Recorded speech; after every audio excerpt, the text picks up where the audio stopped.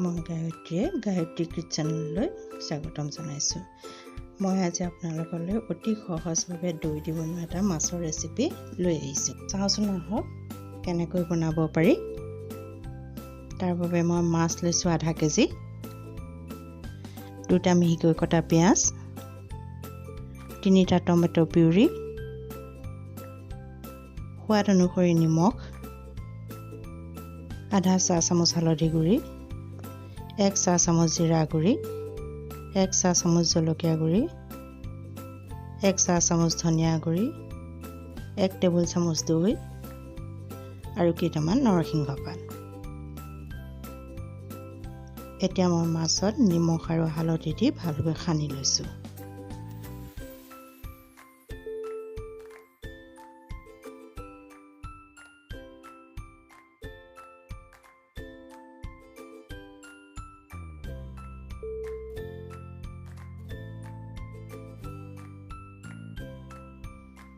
গেছত মই এখন কেৰাহী পাতি দিছোঁ আৰু কেৰাহীখন গৰম হ'লে তাত পৰিমাণ মতে মিঠাতেল দি দিছোঁ।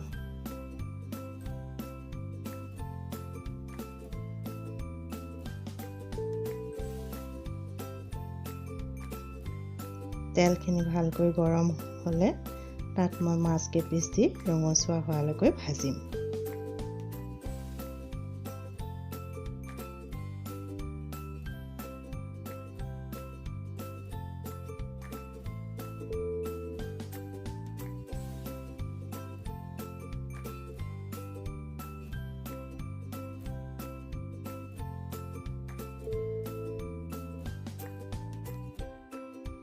এতিয়া দেখিছে মাছ প্ৰায় ৰঙচুৱা হৈছে।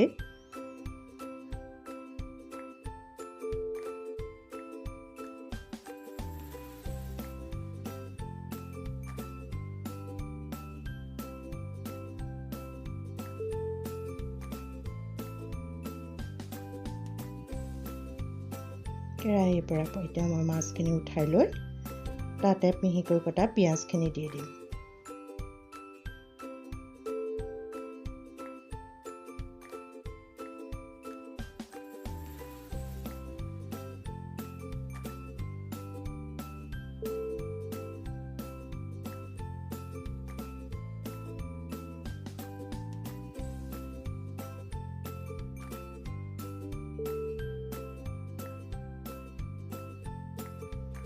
পিঁয়াজৰ লগতে মই অকণমান আদা নহৰু পেষ্টটো দিছোঁ।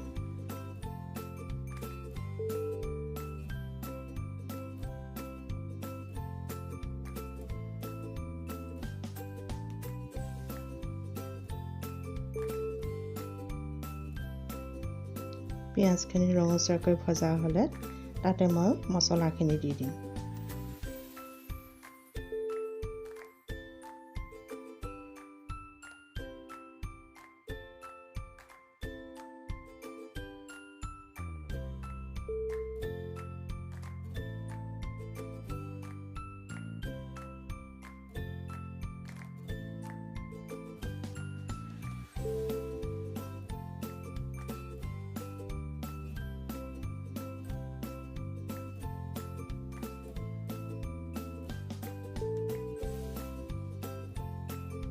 পিঁয়াজ আৰু মছলা ভজাতে ধুনীয়া সুগন্ধি ওলালে তাতে মই টমেটো পিউৰিখিনি দি ভালকৈ লৰাই দিম।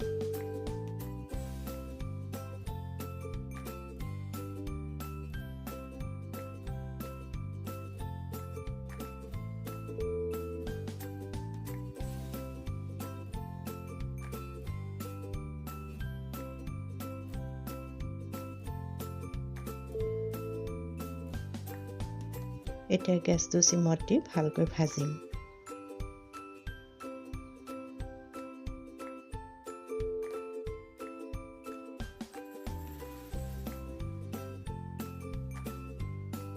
মছলাৰ পৰা তেল এৰিলে তাতে মই দৈখিনি দি দিম। দৈটো ভালকৈ নলৰালে ফাটি যাব, সেইকাৰণে গেছটো কমাই ল'ব। ভালকৈ লৰাই থাকিব।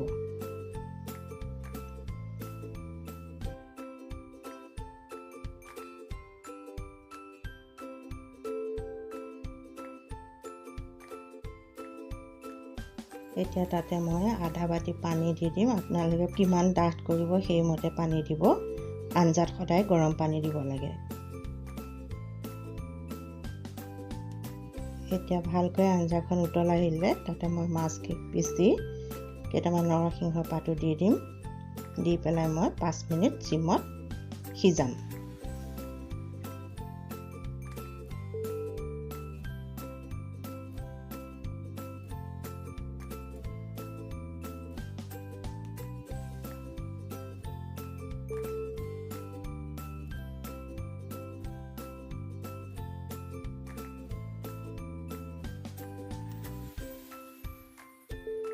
এতিয়া মোৰ দৈ দিয়া মাছৰ আঞ্জাখন ডাঠ হৈ আহিলে মই নমাই থৈছোঁ। আপোনালোকে এনেকৈ বনাই চাবচোন। বনাই গৰমে গৰমে ভাতৰ লগত পৰিৱেশন কৰি চাব কেনেকুৱা লাগে। আৰু আপোনালোকে মোৰ চেনেলটো চোৱাৰ বাবে মই ধন্যবাদ জনাইছোঁ। লগতে মোৰ চেনেলটো ছাবস্ক্ৰাইব আৰু লাইক কৰি দিব। এনেকুৱা নতুন নতুন বহুতো ভিডিঅ' লৈ মই আপোনালোকৰ মাজলৈ আহি থাকিম। ধন্যবাদ।